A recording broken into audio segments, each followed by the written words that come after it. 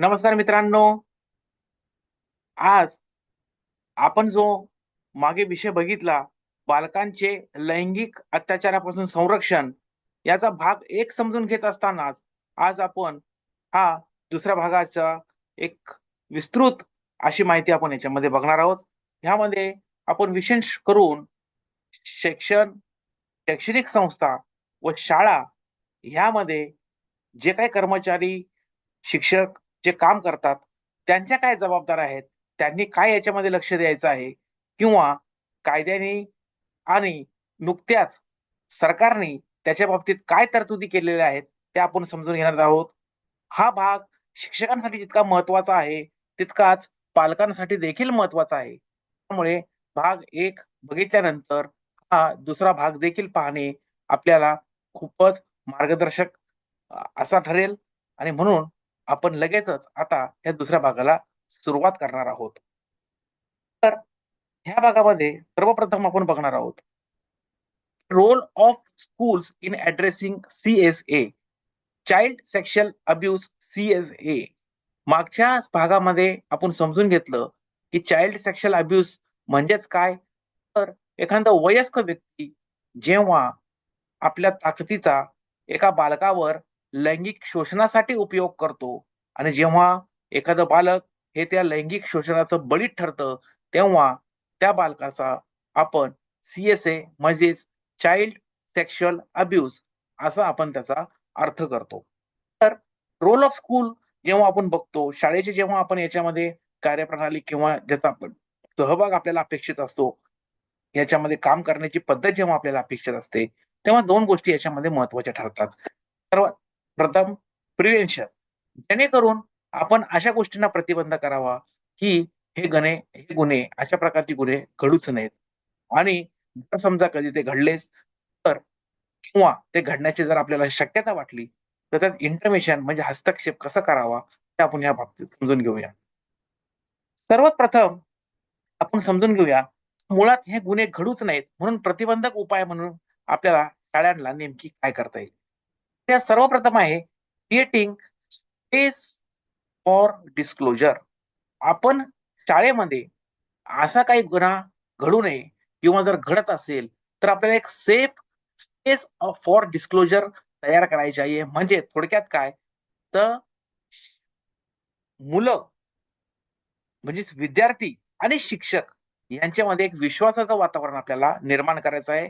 जेणेकरून मुलं कोणत्याही प्रकारे त्यांच्या बाबतीत झालेली कृती किंवा अत्याचार शिक्षकांपासून लपवणार नाहीत किंवा अतिविश्वासाने त्यांना ते सांगण्यास भाग पडतील किंवा त्यांना ते सांगून त्यांच्या बाबतीत त्याची मदत मिळवण्याचा प्रयत्न करतील.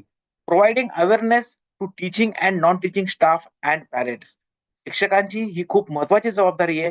तर त्यांनी त्यांच्या शाळेतील टीचिंग, नॉन टीचिंग स्टाफ आणि जेव्हा पालक सभा होते, तेव्हा पालकांना देखील ह्या गुन्ह्याच्या बाबतीत, ह्या गुन्ह्यामध्ये त्या प्रकारे एखाद्या जर घडला, तर ज्या प्रकारे मुलांवरती अ, लक्षणं दिसून येतात. आपण भाग 1 मध्ये बघितले, तसे काही लक्षणं जर आढळल्यास, तर त्याप्रकारे काय काळजी घ्यायची आहे, ते सगळं बाबतीत एक प्रकारे प्रबोधन करणं ही शाळेची जबाबदारी आहे. Child protection policy is must including safe recruitment policy. ही एक नवीन जबाबदारी शाळेने घेणं खूप गरजेचं आहे. ज्यामध्ये शाळेने इतर त्यांच्या जशा पॉलिसी असतात, खेळासंदर्भात एक पॉलिसी असते, स्पोर्ट्स बाबतीत पॉलिसी असते किंवा कॉम्पिटिटिव्ह एक्झाम्स असतील, अशा बाबतीत प्रत्येक शाळेची स्वतःची एक पॉलिसी असते. ज्यात ते आपलं नाव कमवतात किंवा ज्या प्रकारे आपल्या शाळेचा नावाचा पुढे उद्धार व्हावा किंवा व्यवस्थित त्यामध्ये प्रगती व्हावी म्हणून त्यावर प्रयत्न करतात. तसंच चाइल्ड प्रोटेक्शनची पॉलिसी देखील ड्राफ्ट करणं आता शिक्षकांसाठी किंवा त्या शाळेसाठी गरजेचं आहे आणि त्याच्यामध्ये एक सेफ रिक्रुटमेंट पॉलिसी करणं सुद्धा गरजेचं आहे. आता सेफ रिक्रुटमेंट पॉलिसीचा अर्थ असाच, की जेव्हा कधी आपल्याकडे एखादा स्टाफ नियुक्त होतो, कॉन्ट्रॅक्ट बेसिसवरती जेव्हा एखादा स्टाफ आपल्याकडे नियुक्त होतो, तर त्याची सगळी प्राथमिक माहिती घेणं आपल्याला आवश्यक आहे. त्याचं पोलिस व्हेरिफिकेशन करणं गरजेचं आहे. जेणेकरून आपल्याला एक असं वातावरण निर्मित करता येईल, की आपल्याकडे काम करणारा प्रत्येक व्यक्ती हा याच्यावरती कोणतीही गुन्हेगारीची पार्श्वभूमी नाही आणि मुलांना सांभाळण्यासाठी, शिकवण्यासाठी तो एक सेफ व्यक्ती आहे. Providing awareness to children to protect themselves as well as report. मुलांमध्ये, विद्यार्थ्यांमध्ये एक विश्वास जागृत करणं खूप गरजेचं आहे. लैंगिक शिक्षणाच्या काही मर्यादा आहेत. त्यामुळे प्रत्येक वयातील मुलांना लैंगिक शिक्षण देता येणार नाही किंवा देता येणं तसं शक्य कदाचित होणार नाही. परंतु आज ज्या प्रकारे आपल्याकडे गुन्हा घडते आहेत किंवा आपण जेव्हा बघितलं, की कोणत्या प्रकारचे लक्षणं जर एखाद्या व्यक्तीमध्ये, एखाद्या बालकामध्ये जर आढळून आले, तर ते ह्या गुन्ह्याच्या संदर्भातले असू शकतात.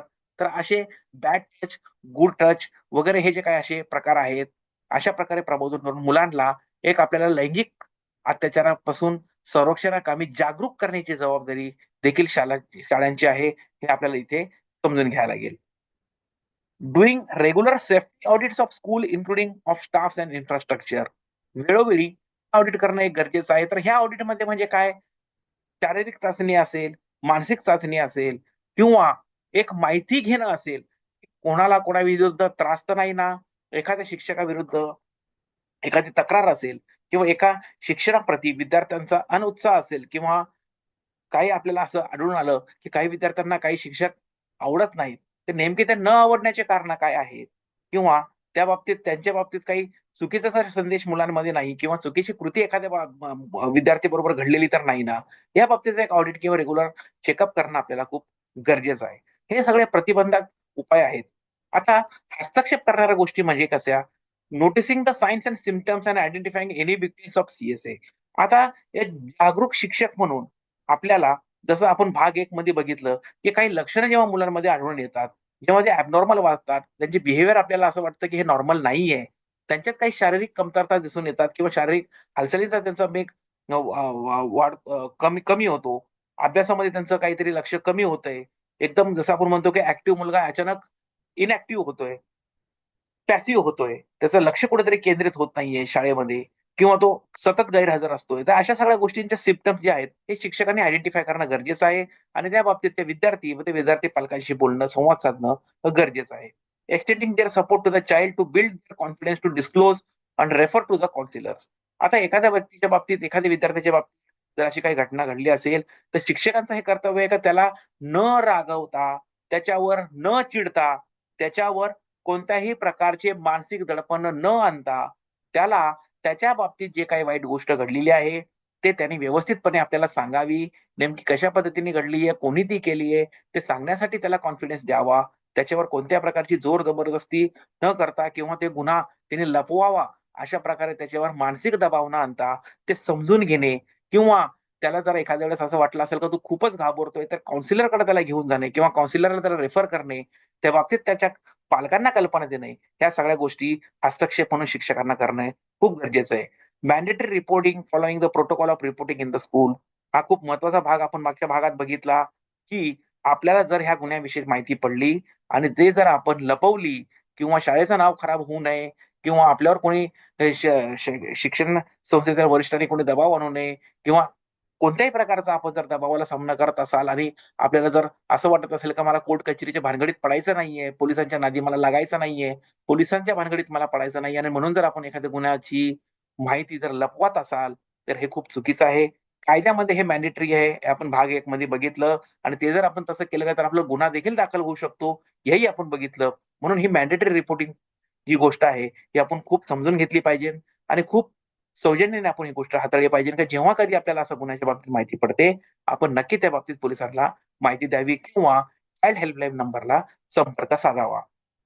Maintaining confidentiality of the child victim, extending any other support to the child or family accompanying the child. जेव्हा आपल्याला असं कळते, की एखाद्या बालकावर अशा प्रकारचा लैंगिक अत्याचार झालेला आहे, तर आपण त्या बालकाला वाईट वाटू नये किंवा त्याच्या मानसिक आरोग्यावर काही परिणाम होऊ नये. त्याला इतर मुलांना चिडवू नये, इतर मुलांनी त्याची चेष्टा करू नये किंवा इतर पालकांनी त्या बालकाकडे वेगळ्या दृष्टीने बघू नये. त्याचं संकुचन मानसिकदृष्ट्या कुठं होऊ नये, त्याची कुठेतरी मानसिक आधार हरपू नये, म्हणून त्याचे नाव किंवा त्याच्या बाबतीतली ओळख ही गुप्त ठेवणे खूप गरजेचं आहे. रित्या आपण त्या मुलाची ओळख लोकांना करून देऊ नये. हाच तो अत्याचारग्रस्त मुलगा आहे, याच्यावरच तो अन्याय झाला, असं त्याला एक्झिबिट आपण करू नये किंवा उगाच त्याचं प्रदर्शन करू नये. त्याची गोपनीयता बाळगणं हा सुद्धा आपल्याला खूप महत्त्वाचा विषय यामध्ये आहे आणि कायद्यात तशी तरतूद पण आहे. कायद्यात असं म्हटलेलं आहे, की कोणत्याही प्रकारच्या बाल लैंगिक अत्याचारग्रस्त बालकाचे नाव, पत्ता, वर्णन किंवा अशी कोणतीही गोष्ट ज्यामुळे त्या बालकाचे आयडेंटिफिकेशन हे कुठेतरी प्रस्तुत होईल किंवा त्याची ओळख ही समाज माध्यमावरती पटवली जाईल किंवा त्याची ओळख कुठेतरी दाखवण्याचा प्रयत्न केला जाईल, तर तो सुद्धा दंडनीय अपराध मानला गेलेला आहे. Ensure that the child is not getting in contact of abuser ही खूप महत्वाची गोष्ट आहे. शिक्षकांच्या बाबतीत ही खूपच महत्वाची ठरते. जेव्हा एखादा बालक, एखादा विद्यार्थी आपल्याला सांगतो, की शाळेत काम करणारा एखादा व्यक्ती, शिक्षक, नॉन टीचिंग स्टाफ किंवा त्याला सांभाळणारी ती शाळेतला ती एखादी बाई असेल किंवा अ, एखादा क्लर्क किंवा प्यून असेल, ज्याच्यावर त्या बालकाला सांभाळायची जबाबदारी आहे किंवा एखादा स्टाफ असेल, बसमधला ड्रायव्हर असेल किंवा तो काय जो जो आपला ट्रान्सपोर्टेशनचा कोणते स्टाफ असेल, एखादा बालक जर त्याला घाबरतोय किंवा काही त्याला जर असं वाटतंय, की तो तुम्हाला सांगतोय, की मला ह्या काकांबरोबर नाही जायचंय किंवा मला ह्या मावशीबरोबर नाही जायचंय. तर आपण ही काळजी घेतली पाहिजे का त्याला जबरदस्ती ते मावशी किंवा ते काका किंवा जो संबंधित स्टाफ आहे त्याच्याकडं आपण त्याला बळजबरी पाठवू नये किंवा त्याच्यावर त्याची जबाबदारी अशी प्रकारे टाकू नये, की तो मुलगा त्या पर्टिक्युलर स्टाफच्या एकांतात किंवा एकाग्रतेमध्ये तो त्याला सापडेल किंवा पुन्हा तो त्याच्या संपर्कात येईल. त्याचा संपर्क जर एखादा मुलगा एखादा बाबतीत जर अशा घाबरून किंवा लैंगिक अत्याचाराच्या अनुषंगाने जर तो टाळत असेल, तर आपण त्या मुलाला त्याचं संरक्षण देणं गरजेचं आहे. Interpreter if required can support during the medical examination. हे पण एक खूप महत्त्वाची गोष्ट आहे. आपण जसे वयस्क लोकं आपल्या प्रत्येक गुप्तांगाची माहिती किंवा शरीराच्या अवयवांची माहिती, आपल्यावर झालेले अत्याचार किंवा आपल्याला झालेले पीडा किंवा मानसिक जी आपली स्थिती त्यावेळेची असेल, जसे आपण नीटनेटकेपणे सांगू शकतो डॉक्टरांना, तशी मुलं सांगू शकत नाही. तर अशा वेळेस मुलांना त्या प्रकारचे सहकार्य देणे किंवा त्यांना त्या भाषेत त्यांना जी गोष्ट कळते किंवा ज्या वयोगटामध्ये ते आहेत, या सोप्या भाषेत त्यांना ती गोष्ट सांगणे, समजणे सोपस्कर वाटते. अशा बाबतीत आपण त्यांना इंटरप्रिट करणे डॉक्टरांना किंवा पोलिसांना किंवा त्यांना मदत करणे, हे सुद्धा आपले खूप महत्वाचं कर्तव्य आहे आणि ते आपण त्यामध्ये केले पाहिजेत. आता supportive behaviour towards the child victim. जसं मागच्या भाग 1 मध्ये आपण बघितलं, की लक्षणं कशी असतात, लक्षणं समजून घेताना आपल्याला काय कारवाई करायची किंवा काय बघायचं आहे आपण नेमकी. तसंच आता सपोर्टिव्ह बिहेवियर म्हणजेच आता ही सेकंड स्टेप आहे. तर जिथं आता आपल्याला कळालंय काय मुलाच्यावर किंवा बालकावर अत्याचार झालेला आहे. तर आता त्याला मानसिक आधार, सामाजिक आधार त्याला कसा द्यायचा आहे, त्याला आपल्याला कसं समजून घ्यायचं आहे, ते समजून घेत असताना घ्यायची काळजी आपण ह्यामध्ये बघणार आहोत. तर सगळ्यात महत्त्वाचं assure confidentiality to the child and talk with him or her with empathy. विश्वासपूर्व वातावरणामध्ये मुलाशी आपल्याला संवाद साधायचा आहे. आता ही बाब पालक आणि शिक्षक हे दोघांसाठी इक्वली लागू आहे. सगळ्यात महत्त्वाचं जसं मी आपल्याला मगाशी सांगितलं, की त्या बालकाला विश्वासात घेणं खूप गरजेचं आहे. कारण हा आघात त्याचा शारीरिक नसून हा त्याचा मानसिक आघात आहे. आणि त्यामुळं मानसिक आघातातून बाहेर पडण्यासाठी आपल्याला त्या बालकाला विश्वासात घेणं खूप गरजेचं आहे. तर तसं एक सहृदयपूर्ण वातावरण निर्मित करून, एक विश्वासाचं वातावरण निर्मित करून आपल्याला त्याच्याकडनं ते संवाद साधायचा आहे. त्याला वाळीत टाकल्यासारखं करायचं नाहीये. तर तू असाच आहे, तुझ्या बाबतीत असं झालं, तुझ्यामुळे दुसरी मुलं बिघडतील, असं आपल्याला त्याला टोमणे मारायचे नाहीयेत. त्याला मानसिक आघात पोहोचवायचा नाहीये. तर त्याला त्याचं विश्वासाचं वातावरण निर्माण करण्याची जबाबदारी आपल्यावरती आहे. If the case has been reported concern of the child. प्रत्येक बालकाच्या विषयी जर आपल्याला समजा इतर पालकांकडून किंवा इतर व्यक्तींकडनं जर माहिती मिळाली, तर त्या मुलाला सर्वप्रथम विश्वासात घ्या. असं नाही, की त्या बालकाच्या बाबतीत आपल्याला एखाद्या मुलाने सांगितलं का याच्या विरुद्ध असं काहीतरी अ, विचित्र प्रकार घडलाय, लैंगिक अत्याचाराचा प्रकार घडलाय किंवा एखाद्या शिक्षकाने आपल्याला सांगितलं, की याच्या बाबतीत असा घडलाय, तर आपण परस्पर लगेच पोलिस स्टेशनला त्याला घेऊन जाणे किंवा परस्पर लगेच त्याला विश्वासात किंवा त्याच्याकडे विचारपूस न करता परस्पर कोणतेही पावले उचलणे किंवा त्याला डायरेक्ट आपण काउन्सिलरकडे घेऊन जाणे, असं करू नका. अशामुळे ते बाळ घाबरून किंवा ते मुलगा घाबरून त्याला माहीतच नाही का त्याच्या बाबतीत काय घडतंय आणि तो अचानक जर एखाद्या अशा एजन्सी, इन्स्टिट्यूशनच्या समोर जर त्याला आपण एक्सपोज केलं, तर तो काहीच सांगणार नाही किंवा त्याची धास्ती त्याच्या मनामध्ये जास्त उत्पन्न होईल. म्हणून जेव्हा कधी आपल्याला एखाद्या मुलाच्या बाबतीत च्या व्यतिरिक्त इतर कोणत्या सोर्सेसकडनं जर माहिती पडलं का तो हा बळीच असू शकतो बाल लैंगिक अत्याचाराचा, तर सर्वप्रथम त्या मुलाला देखील आपल्याला विश्वासात घेणं खूप गरजेचं आहे. जसं आपण ऑलरेडी यापूर्वी डिस्कस केलेलं आहे 1098 हा नंबर इथून पुढे आपल्या मोबाईलमध्ये असणं खूप गरजेचं आहे. किंवा कधी अशी घटना घडेल, तेव्हा आपण या नंबरशी संपर्क साधून मदत घेऊ शकतो आणि तसंच झालेल्या अत्याचाराच्या बाबतीत त्यांना माहिती देऊन पुढील पोलिसी कारवाई किंवा कायदेशीर कारवाईला आपण मोकळी वाट करून देऊ शकतो. त्यानंतर medical examination of the child. जेव्हा कधी एखादा पालक आपल्याला सांगतो, की त्याच्या बाबतीत असं काही घडलेलं आहे, विशेष करून जसं आपण भाग 1 मध्ये बघितलं, गुप्तांगावरती जर समजा त्याची जखम झाली असेल किंवा त्याला चालण्यात, उठण्यात-बसण्यात जर काही त्रास होत असेल, हा त्रास कसाही होऊ शकतो. जसं मी आपल्याला सांगितलं, की जागा, वेळ ही ह्या अत्याचारासाठी कधीच निश्चित नसते. तर कदाचित त्याच्या बाबतीत ती घटना घरी सुद्धा झालेली असेल. पण त्याला घरी कोणाला तरी सांगायला भीती वाटते म्हणून तो शिक्षक जे त्याच्या जवळचे आहे, जे टीचर त्याला जवळची वाटते, त्यामुळे कदाचित ती अशी घटना टीचरला सांगू शकतो. ह्याच उलट कधी शाळेत अशी घटना घडू शकते. शाळेतल्या टीचरला तो घाबरत असेल, ज्या शाळेच्या शिक्षकांना तो घाबरत असेल किंवा स्टाफला घाबरत असेल म्हणून तो शाळेमध्ये न सांगता पॅरेंट्सला घरी जाऊन तो मुलगा सांगू शकतो. त्यावेळेस जेव्हा कधी त्याला अशी गोष्ट आपल्याला तो सांगतो, की त्याला गुप्तांगावर इजा झालेली आहे, गुप्तांगावर खाज येत आहे किंवा त्याला काही शी-सू करत असताना त्रास होत आहे, तर आपण त्याच्या मेडिकल एक्झामिनेशनसाठी त्या मुलाला घेऊन जाणं खूप गरजेचं आहे. रिपोर्ट द ऑफेन्स ही खूपच महत्त्वाची बाब आपण बघितली आणि वारंवार आपल्या ह्या संभाषणामध्ये आपल्या समोर येत आहे, की जेव्हा कधी अशी घटना घडेल, तेव्हा त्याचे रिपोर्ट करणं, पोलिसांना, हेल्पलाईन नंबरला, इतर ज्या इन्स्टिट्यूट आपण भाग 1 मध्ये बघितल्या, ते खूप गरजेचं आहे. Maintain confidentiality of the child. जसं मगाशी मी आपल्याला सांगितलं, हा हा फक्त शारीरिक अत्याचार नसून एक प्रकारचा त्या बालकाच्या बालमनावर झालेला एक मोठा आघात असतो.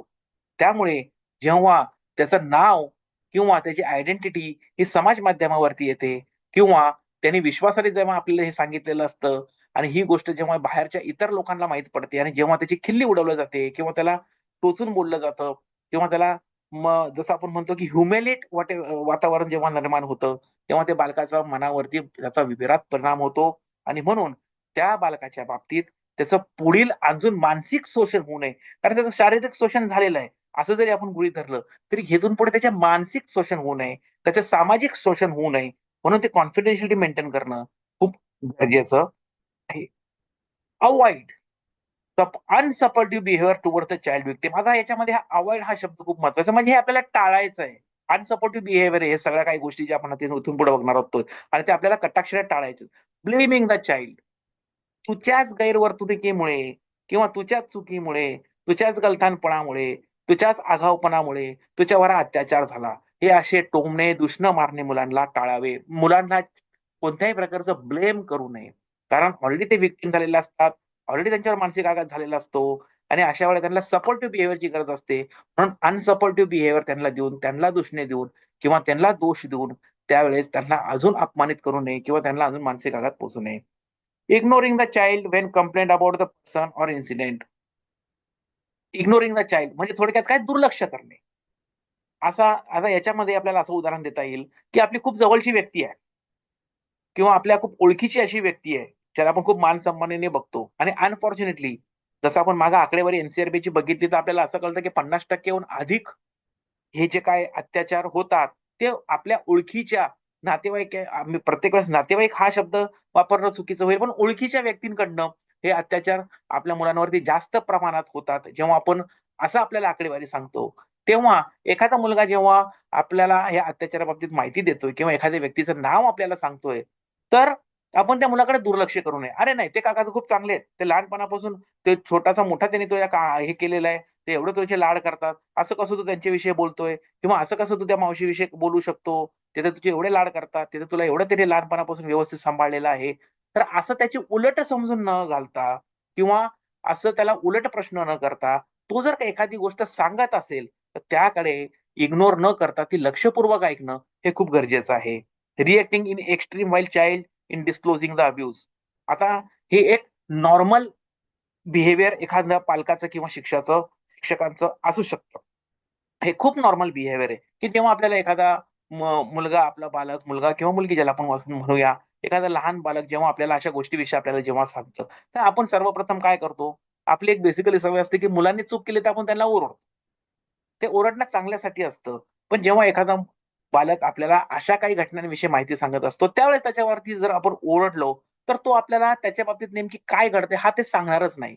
किंवा जस्ट त्याच्या बाबतीत हे असं काहीतरी घडायला सुरुवात झाली आहे. तो आपल्याला सांगण्याचा प्रयत्न करतोय आणि आपण काहीतरी तू चुकीचं सांगतोय किंवा तू असं फालतू बोलतोय. लहान मुलांनी असं बोलू नये. लहान मुलांना यातलं काय कळतं? असं काहीतरी हे करू नये, बोलू नये असं आपण कोणत्याही प्रकारचं कारण सांगून मुलांनी ही गोष्ट आपल्याला जेव्हा ते सांगत असतील, तेव्हा त्यांची बोळवणी करू नये, त्यांची समजूत घालू नये किंवा त्यांना ओरडू नये. ते जे आपल्याला सांगतायत ते आपण खूप शांतपणे ऐकून घ्यावं. कदाचित ते पुढील मोठ्या कोणत्यातरी अपराध किंवा एखादे लैंगिक अत्याचार होण्याची पूर्वसूचना असू शकते आणि म्हणून खूप संयमाने आपण जेव्हा मुलं अशा गोष्टीची विरुद्ध आपल्याला सांगतात, तर आपण ती समजून घेतली पाहिजे. Sending the child back to the perpetrator. आता जेव्हा एखादा मुलगा आपल्याला सांगतो, की मला त्या मावशीकडे नाही जायचंय किंवा मला त्या काकांकडे नाही जायचंय. त्याला मला मला भीती वाटते. आता ठीक आहे, इनिशियल स्टेजमध्ये तो आपल्याला डायरेक्ट त्याच्या बाबतीत काय झालं तो सांगत नाही. पण तो आपल्याला एक भीती दाखवतोय. तो घाबरतोय त्या पर्टिक्युलर एका जागेवर जाण्यासाठी. तो आपल्याला भीती व्यक्त करतोय, की मला तिथं नाही जायचंय.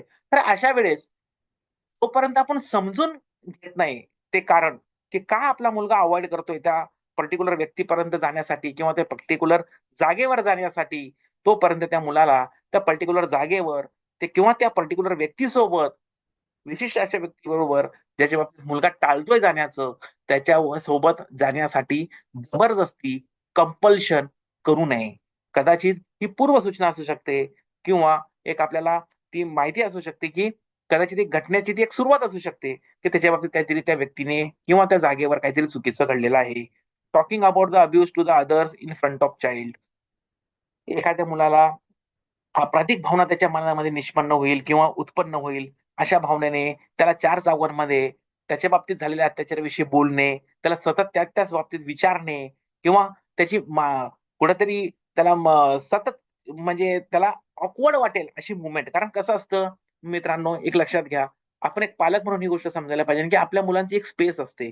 काही मुलं आईजवळ खूप मोकळेपणाने बोलतात, काही मुलं वडिलांजवळ खूप मोकळेपणाने बोलतात. तसंच शाळेमध्ये प्रत्येक शाळेच्या शिक्षकांबरोबर मुलं मोकळेपणाने बोलत नाहीत. पण काही शिक्षक त्यांच्या जवळ असतात. मग ते वर्ग शिक्षक असतील, प्रिन्सिपल असतील किंवा हस्तकला, चित्रकलाचे सर असतील, ज्यांच्याविषयी त्यांचं जास्त काही बॉदरेशन नसतं. अशा विषय जेव्हा ते असे जे जवळचे लोकं असतात, त्यांच्याकडे मुलं मन मोकळं करतात किंवा त्यांच्यावर झालेल्या अशा अन्याय, अत्याचाराच्या काही गोष्टी असतील, त्या बोलण्यासाठी कदाचित ते हिम्मत करतात. आणि मग अशा वेळेस आपल्यावर जेव्हा मुलगा विश्वास ठेवतो, तर आपण चार चौघामध्ये खरं-खोटं करण्याचा प्रयत्न करू नये किंवा त्या मुलाला असं उभा करून चार चौघांमध्ये अशी गोष्ट विचारून खरं-खोटं करणं किंवा "चालक आता मला जसं सांगितलं तसं ह्यांना पण सांग." यांना पण कळून दे. अशा वगैरे जे काही आपले बिहेवियर आहेत, थोडंसं त्याला म्हणजे म्हणतात ना ऑथेंटिकेट करण्याच्या नादामध्ये आपण जेव्हा त्या एका मुलाला म्हणतात ना, एक्सपोज करतो 4 लोकांमध्ये आणि मग त्याचा आपल्यावरचा असलेला कॉन्फिडन्स जो आहे तो कुठेतरी गळीगात्र होतो आणि त्याला असं वाटतं, "अरे बापरे! आपण याला खूप विश्वासाने सांगितलं आणि हा तर आपल्याला 4 चौघामध्ये खरं-खोटं करायला सांगतोय." कदाचित त्या 4 चौघांमध्ये त्याच्यावर अन्याय, अत्याचार करणारा व्यक्तीही असू शकतो. आणि म्हणून 4 चौघांमध्ये त्या व्यक्तीला एखाद्या लहान मुलाला ओरडणे, रागवणे, त्याला चुकीचं काहीतरी बोलणे किंवा त्याला अशा प्रकारे एक्सपोज करणे, त्याने आपल्यावर दाखवलेल्या विश्वासाला कुठेतरी तडा जाईल असं बिहेव करणे, हे आपण टाळलं पाहिजे. Disclosing child's identity to the media, other people, हे आपण बघितलं का हा कायदेशीर गुन्हा आहे. कोणत्याही प्रकारे त्या व्यक्तीचा, तो मुलाचा आयडेंटिफिकेशन, त्याचा फोटो असेल, नाव असेल किंबहुना अगदी त्याच्या आई-वडिलांची नावं असतील, त्याचा राहता पत्ता असेल, असं कोणतंही त्याचं आयडेंटिफिकेशन मार्क जे शाळेकडे असेल, जेणेकरून असं कोणालाही सहज अंदाज काढता येईल, का हा मुलगा हा असू शकतो. मग त्याचे आडनाव साधर्म्य असेल, जेव्हा कधीतरी आपण त्याला सांगतो, आम्ही सरळ नाव सांगत नाही. आई-वडिलांचं नाव आम्ही सरळ सांगत नाही. पण हा त्याचा पुतण्या आहे, हा त्याचा भाचा आहे, हा त्याचा नातू आहे. आम्ही अशी नावं सांगितली तर नाही, नाही असं काहीच नाही सांगायचं आपल्याला. हे सगळ्या गोष्टी आपल्याला टाळायच्या आहेत. लांबून-लांबूनच्या नातेवाईकांमुळं पण कदाचित समजा एखादे त्या व्यक्तीशी, त्या मुलाशी निगडीत कोणी असे असतील काका, मामा त्याचे नातेवाईक असतील, की ज्याचा हा मुलगा, काका, पुतण्या आहे, अशा नावाने सुद्धा तो मुलगा एक्सपोज होऊ शकतो. तर आपल्याला त्या गोष्टी सुद्धा टाळायच्या आहेत. आता शाळा आणि शैक्षणिक संस्था यांच्यासाठी ही खूप महत्वाची एक गोष्ट आपल्या समोर आलेली आहे, की शालेय शिक्षण व क्रीडा विभाग यांनी शासन निर्णय क्रमांक सुरक्षा 2024 राज्यातील सर्व शाळांमधील विद्यार्थी व विद्यार्थ्यांना सुरक्षेविषयक उपाययोजनाची काटेकोर अंमलबजावणी करण्याबाबत दिनांक 21/8/2024 रोजी हा शासनाने शासन निर्णय काढलेला आहे. शासन निर्णयाची प्रत आपल्यापर्यंत पोहोचलीच असेल, परंतु आपल्या एक अ, आजच्या लेक्चरचा एक भाग म्हणून किंवा आपल्या एक आजचा आपल्या जे आपण विषय धरून चाललेलो आहे, त्याच्यामधल्या एक महत्त्वाचा दुवा म्हणून आपण यातल्या महत्त्वाच्या तरतुदी जे काय आहेत, ते जरा आपण समजून घेण्याचा याच्यामध्ये प्रयत्न करू. कारण शिक्षकांपर्यंत जरी हा जी-आर गेला असेल, तरी प्रत्येक पालकांपर्यंत हा जरी गेला नसेल, तर आपण हा व्हिडिओ बनवण्याचं माध्यमच हे आहे, की शिक्षक आणि पालक दोघांनाही या विषयाविषयी समान जाणकारी किंवा माहिती मिळावी. आणि म्हणून एक महत्त्वाचे काही जे मुद्दे आहेत, त्याच फक्त आपण याच्यामध्ये हायलाइट करणार आहोत. सगळ्यात महत्त्वाचा मुद्दा याच्यामध्ये हा एक खाजगी व्यवस्थापनाच्या सर्व शाळांकरता या शासन निर्णयाच्या दिनांकापासून 1 महिना कालावधीत शाळा व परिसरातील मोक्याच्या ठिकाणी पर्याप्त संख्येने सीसीटीव्ही कॅमेरे बसवणे बंधनकारक राहील. या तरतुदीचे पालन न करणाऱ्या शाळांच्या संदर्भात योग्य ती कारवाई करण्यात येईल. यामध्ये प्रसंग परत्वे, शाळेचे अनुदान रोखणे अथवा शाळेची मान्यता रद्द करणे यासारखे मार्गाचा देखील अवलंबून होऊ शकतो. म्हणजे थोडक्यात काय, तर आता शासन निर्णय कधीचा आहे? 21 ऑगस्ट 2024. आता हा निर्गमित झाला आणि या जर आपण याच्याप्रमाणे जर नियमाप्रमाणे जर बघितलं तर 1 महिन्याच्या आत म्हणजेच थोडक्यात 21 सप्टेंबरच्या आत आपल्याला हे सगळं करणं तसं बंधनकारक आहे असं एकंदरीत आपल्याला याच्यातनं कळतं. दुसरा महत्त्वाचा मुद्दा या शासन निर्णयामध्ये असा आहे, जो आपण समजून घेऊया, की शाळा व परिसरात केवळ सीसीटीव्ही कॅमेरे बसवणे पुरेसे नसून ठराविक अंतराने त्याचे फुटेज तपासणे देखील आवश्यक आहे. असे फुटेज तपासणे व काही आक्षेपार्ह बाबी आढळून आल्यास त्यावर कारवाई करण्याची जबाबदारी विशेष तत्वाने मुख्याध्यापकाची व सर्वसाधारणपणे शाळा व्यवस्थापन समितीची असेल.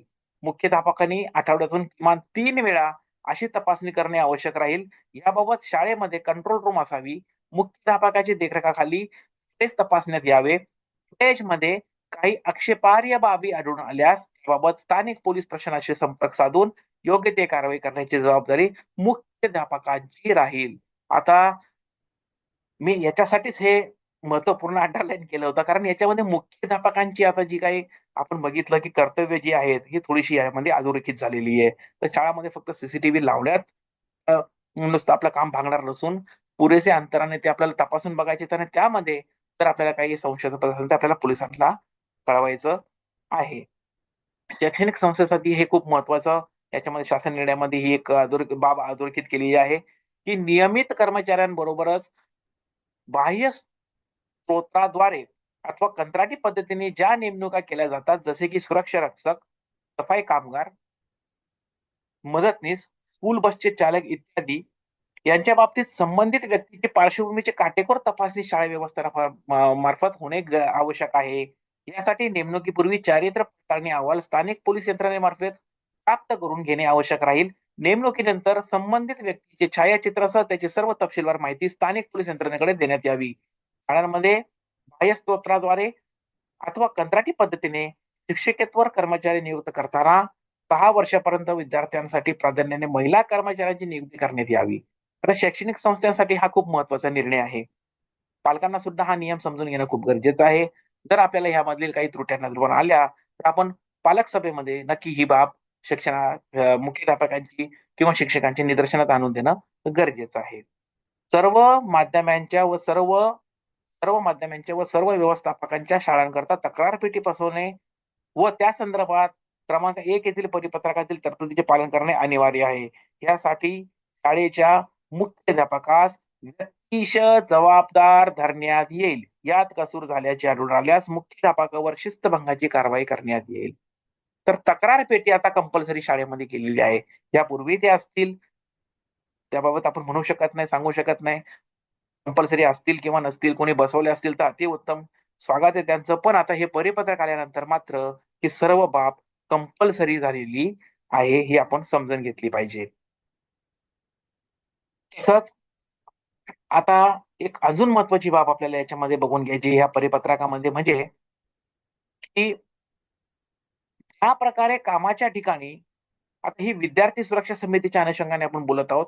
ज्या प्रकारे कामाच्या ठिकाणी महिलांच्या होणाऱ्या लैंगिक छळाबाबतच्या तक्रारीच्या अनुषंगाने prevention of sexual offence act जो आहे 2013 ह्या कायद्यातील तरतुदींच्या अंमलबजावणीसाठी उपाययोजना करण्यात आल्या आहेत. त्याच प्रकारे शालेय विद्यार्थ्याच्या प्रकरणी अशाच उपाययोजना होणे आवश्यक आहे. त्यासाठी शाळा स्तरावर हे खूप महत्वाचं आहे, की शाळा स्तरावर विद्यार्थी सुरक्षा समितीचे गठन करणे, शिक्षणाधिकारी यांच्या स्तरावरून 1 आठवड्यात करावी. अशी समिती यावेळी विद्यार्थ्यांशी चर्चा करून त्यांच्या समस्या जाणून घेऊ शकेल. आता शाळेमध्ये ही एक समिती सुद्धा आपल्याला स्थापन करणं गरजेचं झालेलं आहे. या प्रकारे समितीची आपली जी राज्यस्तरीय विद्यार्थी सुरक्षा आढावा समिती जी आहे, असं त्यांचं एक काय एकंदरीत व्यापक स्वरूप आहे आणि ह्या स्वरूपाची जी समिती आहे ही आपल्याला नक्कीच यापुढे मार्गदर्शन करेल. पण आपल्याला शाळेमध्ये आता ही समिती हे स्थापन करणे गरजेचे झाले आहे. शाळेमध्ये विद्यार्थ्यांसोबत अनुचित प्रकार घडल्यास उघड झाल्यानंतर संबंधित शाळा व्यवस्थापन संस्था, मुख्याध्यापक, शिक्षक, शिक्षकेतर कर्मचारी यांनी सदर बाब 24 तासाच्या आत संबंधित शिक्षण अधिकारी यांना कळवावी. अशी अनुचित घटना कोणत्याही प्रकारे दडवून ठेवण्याचे प्रयत्न झाल्याचे निदर्शनात आल्यास संबंधित व्यक्ती संस्था गंभीर शास्तीस पात्र ठरेल. आता ह्या 2 नंबर जो क्लॉज आहे तो आपण बघितला, की पोक्सो अंतर्गत जो कायदा मधील तरतुदी आहेत, की माहिती लपवणे, माहिती दडवून ठेवणे व योग्य वेळेस ते पोलिसांना त्याची माहिती न देणे, हा जसं एक दखलपात्र गुन्हा त्या कायद्यामध्ये आहे, त्याचीच प्रतिपूर्ती आता या जी-आरमध्ये झालेली आपल्याला दिसते. आणि हा जो काही जी-आरमध्ये केलेला, हा जो काही समाविष्ट केलेला हा जो भाग आहे, हा तो एक कायद्याच्या तरतुदीच्याच अनुषंगाने केलेला तो एक भाग आहे. तर अशा प्रकारे हा जो काही एक 5 पानी जी-आर आहे. 4 पानीच जी-आर आहे हा. बाकीच्या नंतर ही प्रत दिलेल्या आहेत. ह्या प्रत्येक शाळेला देण्यात आलेल्याच आहेत. परंतु ही पालकांना सुद्धा ह्या बाबतीतली माहिती असावी म्हणून आपण इथं याची मांडणी केलेली आहे. आता दोन्ही लेक्चर आपले भाग 1 आणि भाग 2 समजून घेत असताना सगळ्यात शेवटी आपण याच्यामधून काय शिकलो किंवा आपण आता भविष्यात अशा काही गोष्टी घडू नयेत किंवा टाळण्यासाठी आपण काय उपाययोजना कराव्यात, तर एक पंचसूत्री एक आपण याच्यामध्ये तयार केलेली आहे. ते मी आपल्यासमोर मांडतो. एकंदरीत आपल्याला एक विश्लेषण आपल्याला म्हणता येईल. हे पूर्ण 2 लेक्चरचं थोडंसं त्याच्यामध्ये आपण उहापोह केलेला आहे, ते आपण समजून घेऊ. मुलांचे लैंगिक गुन्ह्यापासून संरक्षण म्हणजेच पोक्सो कायद्याअंतर्गत अत्याचारापासून मुलांचे संरक्षण करण्यासाठी शाळा उचलू शकते असे 5 महत्त्वाचे पावले. आता शाळांसाठी हा खूप महत्त्वाचा संदेश आहे. हा संदेश शाळेतील शाळेमध्ये काम करणारे जे शिक्षक आहेत, मुख्याध्यापक आहेत किंवा शैक्षणिक संस्थेचे संबंधित जे लोकं आहेत, पालक आहेत, जे पालक सभेमध्ये जातात, पीटीए मेंबर ज्यांना आपण म्हणतो, ते जे आहेत. तर त्यांनी जरा थोडंसं समजून घेतलं, तर मला वाटतं आपण हे जे 2 लेक्चरमध्ये डिस्कस केलं, त्याचं कुठेतरी हित आपल्याला बघायला भेटेल. तर सर्वात प्रथम आपल्याला काय बघायचं आहे? आपण काय समजून घ्यायचं आहे, की सर्वसमावेशक धोरणे व प्रशिक्षणाची अंमलबजावणी करणे आपल्याला खूप गरजेचं आहे.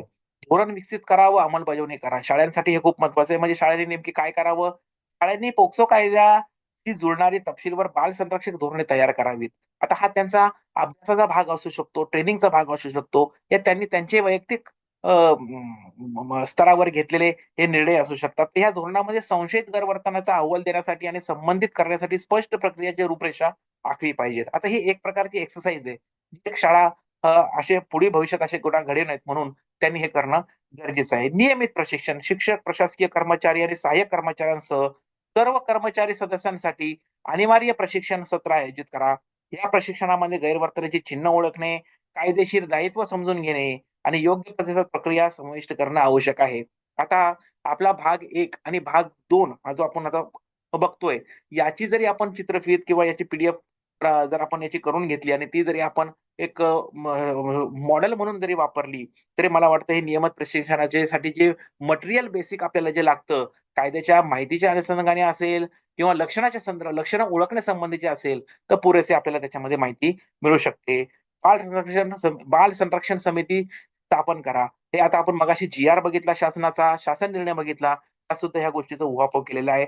तर समिती स्थापन करायची म्हणजे काय करायची? याच्या बाबतीत आपल्याला कायदेशीर जे आपलं मंडळ त्याच्यासाठी बनवलेलं आहे, ते तर आपल्याला मार्गदर्शन करेलच. पण आपण स्वतःहून काय करू शकता, तर ते आपण याच्यामध्ये उहापोह केलेला आहे, की शाळेमध्ये एक समर्पित बालरक्षण समिती म्हणजे सीपीसी स्थापन करा. या समितीमध्ये शाळेचे प्रशासनातील सदस्य, मुख्याध्यापक, शिक्षक कर्मचारी, पीटीए सदस्य आणि शक्यतो बाह्य बाल संरक्षण तज्ञाची म्हणजे त्यांच्याकडे एम-एस-डब्ल्यू जी शिक्षण पात्रता असते किंवा शैक्षणिक त्यांच्याकडे उपलब्धती असते. अशा व्यक्तींचा याच्यामध्ये आपण समावेश जर केला, तर या समितीचं काम खूप चांगल्या प्रकारे चालू शकतं आणि या होणाऱ्या ज्या काही घटना आहेत, यांना आपण रोखण्यापासून आपल्याला एक महत्त्वाचं काहीतरी आपल्याला एक परिणामकारक पाऊल आपल्याला याच्यामध्ये उचललं जाऊ शकतं. आता समितीच्या जबाबदाऱ्या काय असू शकतात? तर बाल संरक्षण धोरणाच्या अंमलबजावणीवर देखरेख ठेवण्यासाठी, तक्रारी हाताळण्यासाठी आणि आवश्यक असेल तेव्हा कायद्याच्या अंमलबजावणी आणि बाल कल्याण संस्थांचे समन्वय साधण्यासाठी सीपीसी जबाबदारी असावी. म्हणजे सीपीसीच्या याच्यामध्ये थोडक्यात आपण कर्तव्य पण बघितले, तर हे अ, या पर्टिक्युलर ह्याच एका विषयासंदर्भात जर आपण त्यांना एक डिग्निफाईड आपण जी एक संस्था बनवली, तर त्यांच्या ह्या जबाबदाऱ्या जर त्यांच्यावर आपण टाकल्या, तर नक्कीच आपल्याला जे काही गुन्हे आहेत हे टाळण्यासाठी आपल्याला पुढे काम करता येऊ शकते. जागरूकता आणि शिक्षणाचा प्रचार करा. हे खूपच महत्वाचं आहे. विद्यार्थ्यांसाठी वैयक्तिक सुरक्षता, संरक्षण यंत्रणा म्हणजेच डायल 100 म्हणजे संरक्षक यंत्रणा म्हणजे मुलांना एक जुजबी माहिती देणे. जसं आपण मुलांना सांगतो, की 100 नंबर डायल केला तर पोलीस येतात. म्हणजे आपण जर कधी अडचणीत असाल तर 100 नंबर डायल करा. तर असं हळू त्या वयोगटातील मुलांना त्यांची बौद्धिक जी परिसीमा आहे त्यांच्या अनुषंगाने त्यांना असं हळू संरक्षक यंत्रणांविषयी माहिती देणं खूप गरजेचं आहे. जेणेकरून मुलं सुद्धा त्या संरक्षण यंत्रणा आपल्यासाठी कार्यरत आहेत, हे त्यांना जेव्हा जाणीव होते, तेव्हा ते स्वतःहून देखील ते एकटे जर कधी अशा एखाद्या प्रसंगात सापडले तर ते परिपूर्णपणे आपली स्वतःची बचाव करू शकतील. म्हणून डायल 100 असेल, डायल 1098 असेल, डायल 112 असेल, असे जे थोडक्यात जे एक हेल्पलाईन नंबर्स आहेत, या बाबतीत मुलांना वारंवार त्यांच्या शिक्षणाच्या अनुषंगाने एक्स्ट्रा करिक्युलर ॲक्टिव्ह म्हणून त्यांना आपण अशा गोष्टींचं माहिती देणं, शिक्षणाचा प्रचार-प्रसार त्याच्यामध्ये जागरूक करणं आपल्याला गरजेचं आहे. लैंगिक शिक्षण ह्याविषयी वयानुसार शैक्षणिक कार्यक्रम लागू करा. हे आता प्रत्येक शाळेचं ॲक्चुअली पाहायला गेलं तर हे त्यांचा एक वैयक्तिक विषय असू शकतो. कारण लैंगिक शिक्षण हा प वयोगट आणि ते जे मुलं ज्या त्यामध्ये शिकतात त्यांचे मानसिक आणि बौद्धिक विचार करूनच आपल्याला ते लैंगिक शिक्षणाचा कार्यक्रम आखावा लागेल. तर जोपर्यंत शासन याच्यावरती एक असं विस्तृत असं काही धोरण आखत नाही किंवा असं अभ्यासक्रम ड्राफ्ट करत नाही, तोपर्यंत आपण आपल्या पद्धतीने मुलांना हे शिक्षण देणं सुरू ठेवावं किंवा आपण चालू करावं. विद्यार्थ्यांना त्यांचे हक्क समजले आहेत आणि त्यांना असुरक्षित वाटत असल्यास कोणाशी संपर्क साधावा हे माहीत असल्याची खात्री करा. म्हणजे अवेअरनेस जसं आपण म्हणतो, जागरूकता हे मुलांमध्ये शिक्षकांनी जागृत करणं खूप गरजेचं आहे. त्याच्यामध्ये पालकांचा सहभाग सुद्धा तेवढाच महत्वाचा आहे. पालकांनी पोक्सो कायदा, गैरवर्तनाची चिन्हे आणि कोणत्या समस्यांची तक्रार करण्यासाठी ते त्यांच्या मुलांना कसे समर्थन देऊ शकतात याबद्दल त्यांना शिक्षित करण्यासाठी कार्यशाळा आणि माहिती सत्रांचं आयोजन करा. जसं मी आपल्याला असं सांगितलं, की आपण भाग 1 मध्ये ह्या गोष्टी ऑलरेडी बघितलेल्या आहेत. भाग 2 मध्ये विस्तृतपणे सुद्धा आपण बघितलेल्या आहेत. तर अशा काही गोष्टी आहेत, जी अगदीच कायदेतज्ञांनी सांगितल्या पाहिजे अशातल्या गोष्टी नाही. पण एक एक मेंटल, सायकॉलॉजिकल किंवा सामाजिक एक भान असलेल्या व्यक्ती सुद्धा जे आपल्याला जेव्हा आपण एक समजू शकतो. त्यासाठी जे मटेरियल असतं ते आपल्या ह्या दोन्ही व्हिडिओमध्ये आपण पुरेसं कव्हर केलेलं आहे. ते इव्हन आपले हे 2 व्हिडिओ जरी आपण पालक सभेमध्ये दाखवले किंवा या बाबतीत आपण त्याची लिंक शेअर केली, तरी बऱ्यापैकी जी प्राथमिक माहिती आहे, ते आपण देण्याचा यातनं प्रयत्न केलेला आहे आणि ते पुरेसा त्याचा उपयोग ह्या कायद्याच्या जागृतीसाठी होऊ शकतो असं मला वाटतं. अहवाल आणि समर्थन प्रणाली मजबूत करा, हे खूप महत्वाचं आहे. गोपनीय अहवाल यंत्रणा, विद्यार्थी, कर्मचारी व पालकांसाठी गोपनीय आणि कृतीशील अहवाल चॅनल, रिस्पॉन्स ट्रॅकिंग चॅनल तयार करा. हे चॅनल सुरक्षित, विश्वसनीय आहेत. त्याची रिपोर्टिंग प्रक्रिया सरळ असल्याची खात्री करा. मित्रांनो, आता हे आपल्याला वाटेल की खूप टेक्निकल बाबी पण नाही. कसं असतं जेव्हा कधी एखादा बालक किंवा विद्यार्थी आपल्या शिक्षकाला एखादी माहिती देतो, तर प्रोटोकॉल प्रमाणे शिक्षक मग ते सुपरवायझरला माहिती देतो. सुपरवायझर मुख्याध्यापकाला, मग मुख्याध्यापक संस्थाचालक म्हणजे शिक्षण अधिकारी असा एक मोठा खूप चॅनल त्याच्यामध्ये निर्माण होतो आणि त्यामध्ये होतं कसं, की इन्स्टंट जी माहिती किंवा मदत त्या मुलाला जी पोहोचणारी असते, तर ते कदाचित कसं होतं, की ह्या चॅनलमधला कोणताही एक व्यक्ती जर वेळेवर तिथे हजर नसेल किंवा जी गांभीर्यता अशी असते ह्या पर्टिक्युलर प्रयत्नाची, का याच्यामध्ये प्रोटोकॉल पाळणं हे अवघड असतं. एखाद्या मुलाला ही गोष्ट सुद्धा माहिती असलं पाहिजे का एखादा शिक्षक समजा ज्याला ह्या गोष्टीसाठी नेमलेलं आहे किंवा सीपीसी मधला एक शिक्षक नेमलेला आहे, त्या दिवशी नेमकी तो गैरहजर आहे. तो फर्स्ट चॅनल ऑफ रिस्पॉन्स आहे. आणि समजा तोच त्या दिवशी आलेले नाहीये कामावरती किंवा ते एखाद्या दुसऱ्या कामात व्यस्त आहेत किंवा ते मुलाला त्या पर्टिक्युलर वेळेत नाही भेटू शकत. मग त्या मुलाने 1-1.5 तास त्याची वाट बघायची का? तर नाही.